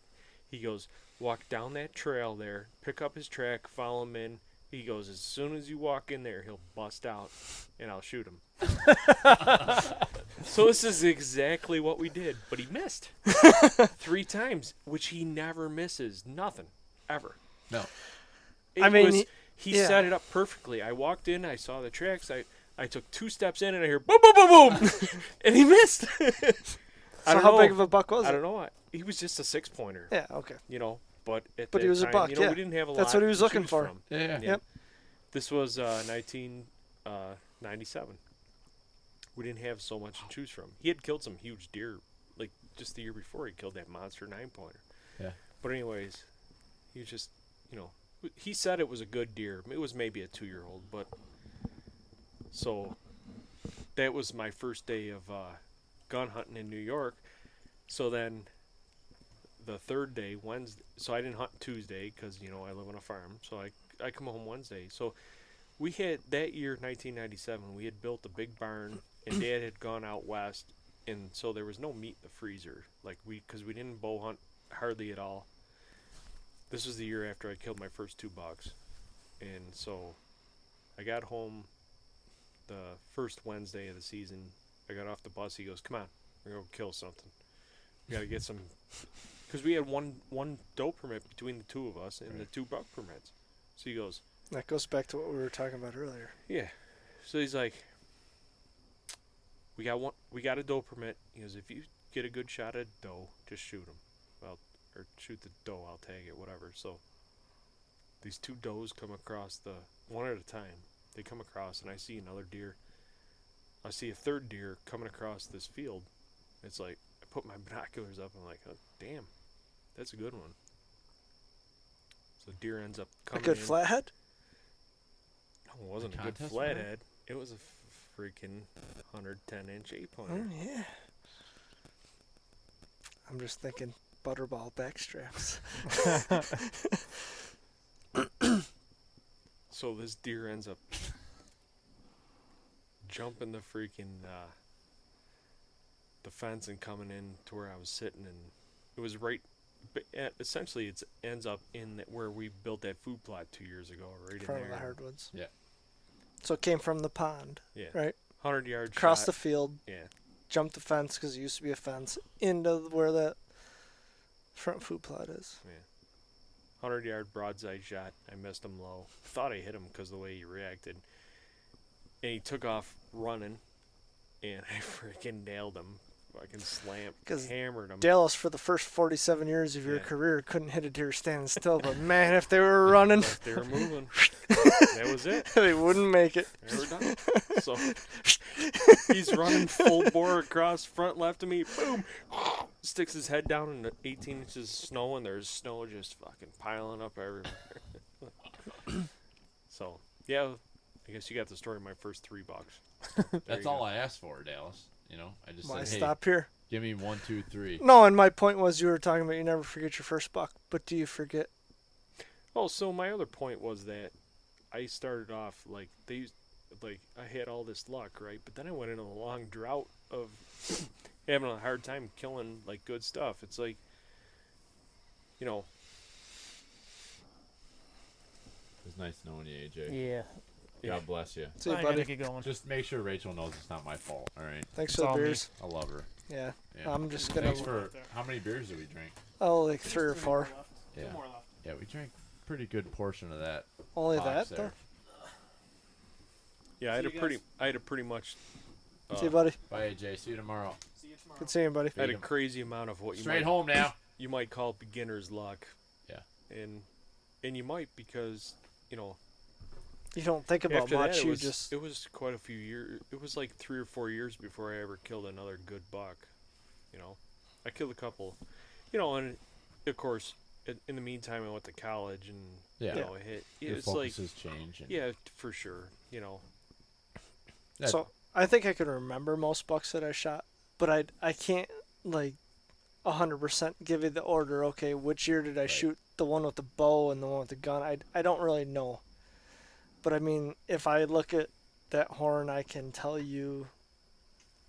I Yeah. remember the hunt. For sure. I don't remember I struggle with the same thing. Like I sit out here. what and I can't year remember was it. What year I don't shot know. him. I don't. But like especially when you're shooting a buck or two a year, it starts to get tough to like keep track of that. But that's you never forget. Like to your point, Brian, you never forget that. Like the hunt, how it happened, where you were, where Every that buck doe, was shot. You every might forget doe. the year. I mean, Yeah. you have no idea what I think about shooting it. Oh, especially with the bow. Like Yeah. a doe to me with the bow, like that's you have no idea how exciting that is to me. Oh, And I I'm know. pretty I sure, get like that I know excited. you get the same. And with the gun, yeah, it's exciting, but it's just not the same. I don't think. Yeah. I still remember most of them too, but Yeah. it's like a doe with anything with a bow. Like Yeah. man, It's so up close and personal. if you do not just get freaking pumped up, Yeah. I can let every doe in the woods walk by me without even getting emotion. And as soon as I see one that I'm like, I'm gonna shoot her, Yeah. I'm like, ha, ha, Yep. 100%. and then Yeah. you shoot her and it's like, Yeah. yes. It's just as exciting to me. Like I've fallen in No. love the last few years of shooting does. No, That's no. why I like getting doe tags is just such an emphasis to me because I love filling the freezer and like you said, when you lock in, it doesn't matter whether it's a big No. buck or it's a doe. It is a little different, I think, in the end, but it's not like it's the adrenaline factor is right there. Yeah. You can let if you could let a 140-inch buck go, your adrenaline factor, I mean, you probably have not much because that's not something you want to shoot. Right. Me, I'm going to be shaking in my panties and I'm going to let something rip because sure. there's no way I could ever let, even if it was something that we weren't sure was old enough. I mean, if it's a 140-inch buck, I've only got a shot at probably none of them. Right. Right. Exactly. I've seen a few, but but the opportunities at them are few and far between. yeah. So I mean, there's a whole different, and it's all. If you like shooting 4 points, I mean, you're gonna get excited about it. If you don't get excited about shooting a 4-point, that's why you stop. Yeah. Unless you're just a, Cold-blooded. you gotta shoot 6 or 8 4 points a year. Right. I don't know. That's just my. I agree with you. I agree. And it's a progression. Like when I first started, I'm to that point now where I'm after mature bucks. But that took me Hell seven, 8, decent bucks and getting into 2-year-olds, shooting 2-year-olds every year. And then You have now to I'm to the see point that where you it's like- can. If Yeah. you wait, you can shoot a decent buck, and I think that's what makes you believe that. Oh Right. my God! If I know it's a 2-year-old, I can wait. I can shoot the next one. Yeah.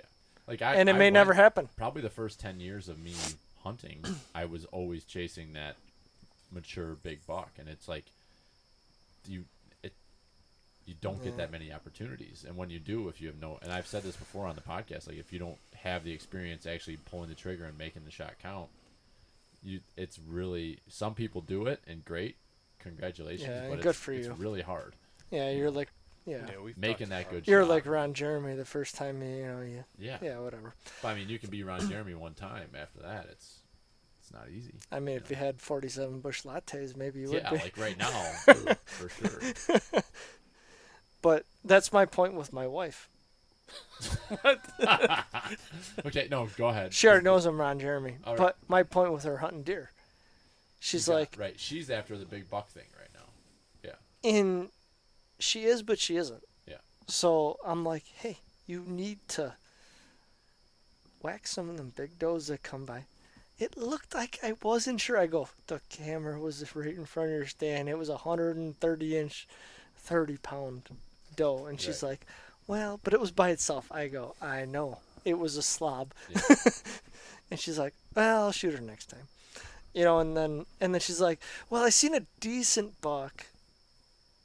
But he was like, and I'm like, okay. Yeah. So would you have shot it? Well, Do you ever think that maybe she's maybe it's not all about that to her, and that it's more just No. about being out And that's there the thing. It is, but it isn't, because she will get a little frustrated, like if she didn't shoot anything with a bow for a couple of years. Maybe a year. She had either way. So I feel like she wants to shoot something. She does. But she passes all these nice does, and she's like, well, I wasn't sure. And then when she shoots at a buck, she's like, well, it looked cool. Yeah. You know, I think she like downplays it, Right. and then the buck that she shot at last year, she's like, well, there was something really funny about the way the points curled. But she's like, it could have been a spike. Well, we see a 130-inch buck when we're tracking, Right. and she goes, I think that was him. And I'm like, That's a big buck. Yeah. we were just 8 yards from 130 like it looked huge, you know, and it ended up being the buck. I think he circled around, the neighbor shot him, but like she's just a different person. Like I don't know how she does not get. She shot at 2 really big bucks this year, and she was just like, yeah. I mean, I think they were like, okay. Yeah. But when she sees a small 2-year-old 8-point, she's like, yeah, it was just a small 2-year-old 8-point, so I didn't shoot it.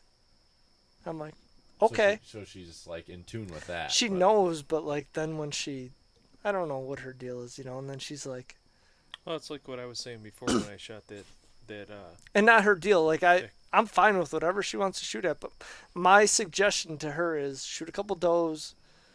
If you see a 2-year-old that you want to shoot, I just think shoot it. after you make that shot, you start to question what it really was. For sure. Yeah. Yeah. I don't know. So I mean, there's different kinds of people, I guess is what Yeah. I don't even know how to figure my wife out. It's hard enough. She And likes then you go something in the that deer looks woods. cool. Yeah. And that's kind of what she tells me at times. Yeah. She's like, oh, this buck came through and it was just a yearling, but he looked kind of cool. I almost thought about shooting him. I'm like, okay. Yeah. Cool. And that Shoot him, and I would love to go help you find him. And then the next time it's like, well, this one was a lot bigger, and he kind of had this cool thing with his point. So I shot at him. I'm like, kind of cool thing with his point. Like, was it like 4 inches or 14? It was cool. Well, yeah, it was probably closer to the 14. Yeah, so Sure. I don't know. Yeah. You gotta. It's awesome that she's interested in it, and I'm sure that the girls are gonna, because it's your guys' life. It's everything that's. I think so. And focused to you. if they don't want to get into it, that's fine. Right. Yeah. I'm alright with It's their that. choice. But I don't think they won't. It'll be interesting to see. Like, it's fun. Like, all 3 of us have got young kids, and Dallas, your kids are a little bit older, and you kind of start to see what their interests are and stuff. But it'll be interesting to see what they all get into, because we're all so passionate about this. But it's you for sure, Dallas, have at least one that's all in, and that's awesome. And I'm sure, Brian, you've got at least one, but I have a feeling 2. Yeah, I mean, Maya's like talks about it a lot and stuff like that, but it could change, and she's only 4. Right. But she's gonna be 5 next year, and she'll be a big girl. and she can just sit shoot next to her Dad in the own. truck. She Yeah. can drive my truck is basically She what can- she's thinking, and then she's just gonna drive us to the hunting stand and shoot the deer. I think is what. But that's partly why we need to keep a hold of the property that we have, because we have these kids that, Right.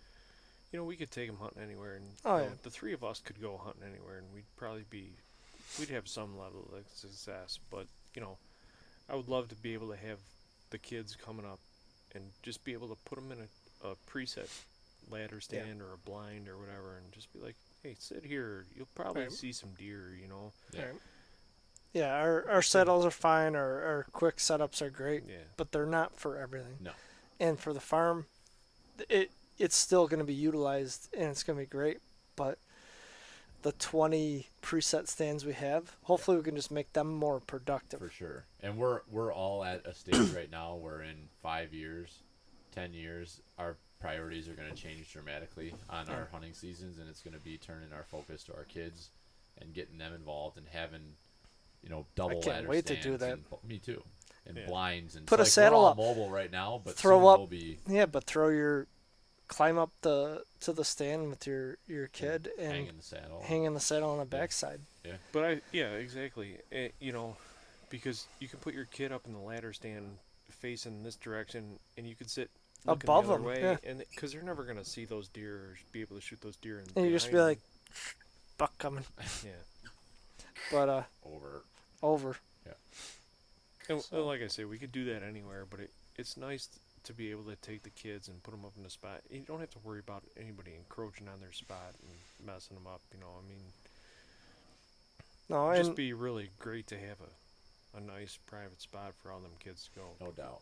Because our best case scenario is that like most or all of our kids hunt, but including AJ. I mean, there's a lot of them. Yes. Yeah. So So Donnie's about to have a kid. Yeah. Donnie's. I'm pretty sure Donnie's gonna get into hunting. It's just he's trying not to push his luck in different areas. He's never been into it, and they're moving back home and all that going on. But I'm pretty confident he's gonna get into it. So, it's gonna be fun. It's gonna be fun to raise the next generation out there doing it, and and that's like I look at myself in Dallas, like you for somewhat different reasons. Like you didn't hunt a ton when you were in your late teens and early 20s, but when you came back home, and same thing with me, when I came back home, that's when I locked in on it. It was when I was done with sports, when I was done with school, and the kids, like, I wasn't all in on it. Jimmy was. And then once we got past that, then that was your primary focus. And I missed out on a lot, when I went to college too, but it wasn't because I didn't want to. It was Right. because I got a job before I went to college, and then he wanted me to work Saturdays. So I worked. Just working. It fucking blew. Yeah. Dallas would take the week off, go hunting, and I could leave at noon on Saturday to drive home from Rochester to go hunting. And that was, so a lot of that was when everybody pushed. Right.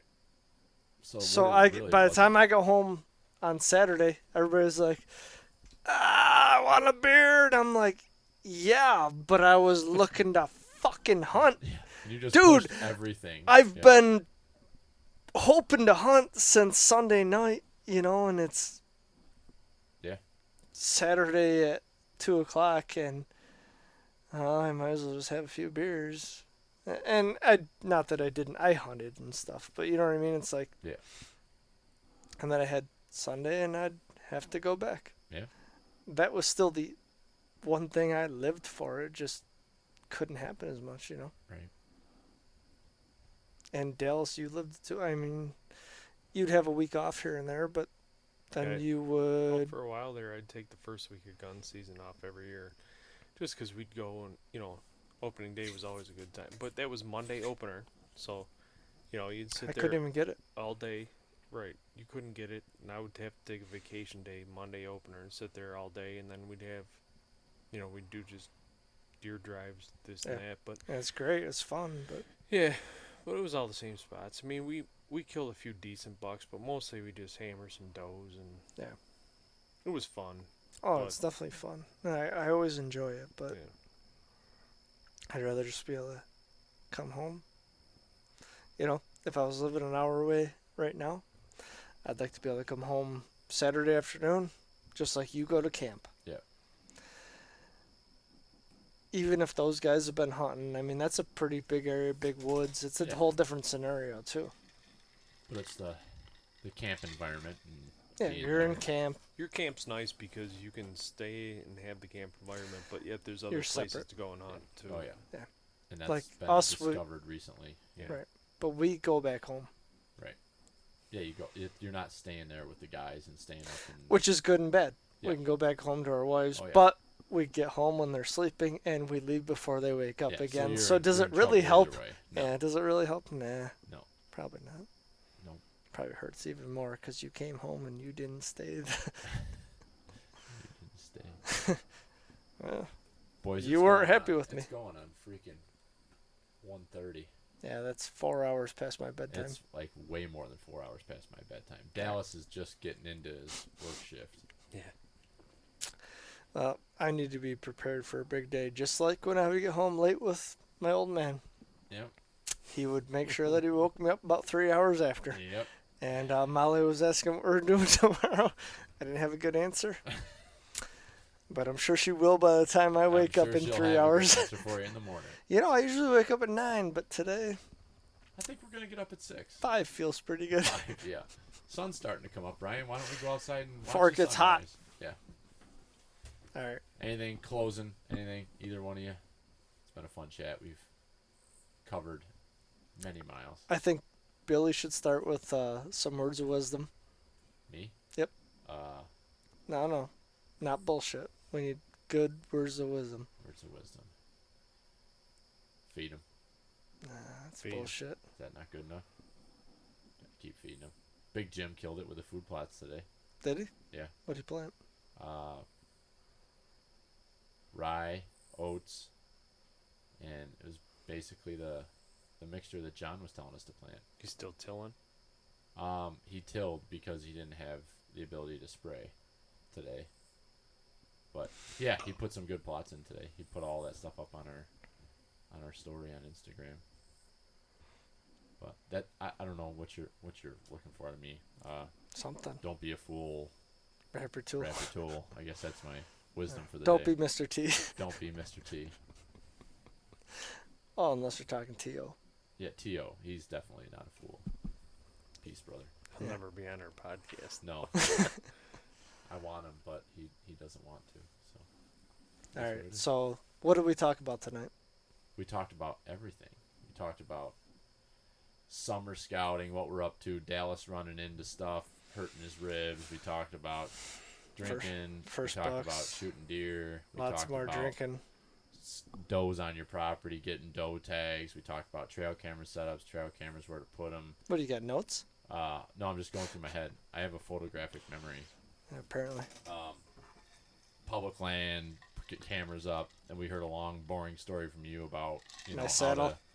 to, like How to not buy put a your saddle. cameras near a ditch that they're gonna dig and put a gas line in so you can see what type of backhoe they're running. I think that's about it. We heard AJ talk about some stories for like 35 for the very short period of time, 35 seconds ish. I pulled my bow back, shot him, ran over there and died. Good stories. Didn't think I hit it. It was dead. He's dead. Hey, if you want to hear more good stories, Yeah. you should invite me again. I'm gonna invite you again. And if you don't, Is then, that all right? then don't invite me. Okay, that's fine. No, I'll invite you. No, we're going to do this again. And I know we want to try to drag Robert down here. I think it'd be fun to get him and hear some of his, Ultimately, we got to get the three of us and you. with For- Robert. Yeah, With Yeah. Robert and about 14 beers. 14. Or just a quarter glass of wine. I don't know. No, he can tell stories no matter what. Yeah, so- he's just got to want to do We it. got to loosen him up a little. Oh, all you got to do is get him in here and he'll be fine Yeah. because there's nobody with more stories than that guy. No, I don't even understand like how he does it. I watch him. I know. I'm just like, what the fuck? All of a sudden he's standing like right next to the deer. I see the fuck. What the fuck is? That's another. No, that ain't a deer. I mean, he almost died a couple years ago and still killed a pretty good buck Yeah. in Which one was that? Pennsylvania. Yeah. Oh yeah.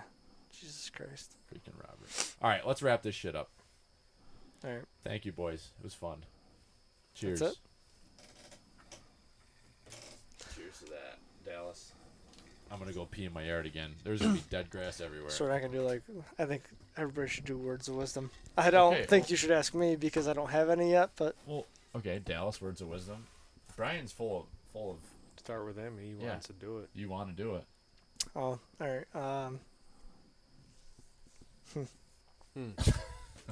I think I'll tune in next time. Okay. Yeah. Listen to Pertnear Outdoors Vlog Talk if you want to fall asleep at night. Yeah. Well, That's it. I was gonna finish this beer, crack another one, and then have like something to say at the end. But now I'm gonna go home. You should just go home. Brian, you've had enough. Go home. Oh, thank you. You're Cool, welcome. you're not ahead. Why don't I drive myself? Yeah. Good night, boys.